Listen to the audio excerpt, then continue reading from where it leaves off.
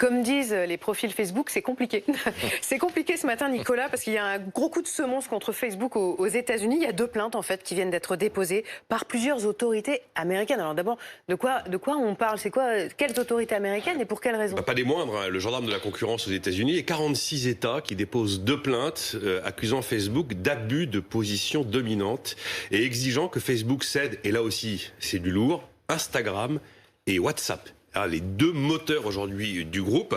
Alors, ça fait des années qu'on connaît la stratégie des géants du numérique. Je repère une start-up innovante prometteuse, elle pourrait devenir concurrente, je la rachète. Quelquefois très cher. Hein. En 2012, Facebook rachète Instagram pour $1 milliard, alors qu'Instagram n'a pas dégagé 1 centime de chiffre d'affaires.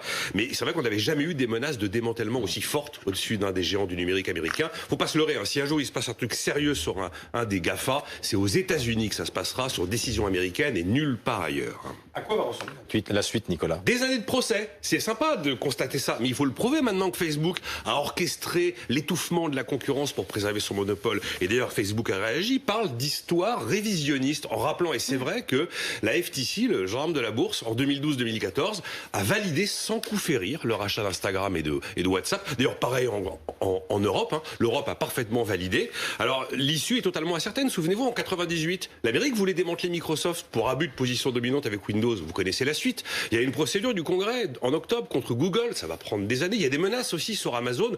Oui, il y a des procédures engagées, mais avant d'avoir des résultats.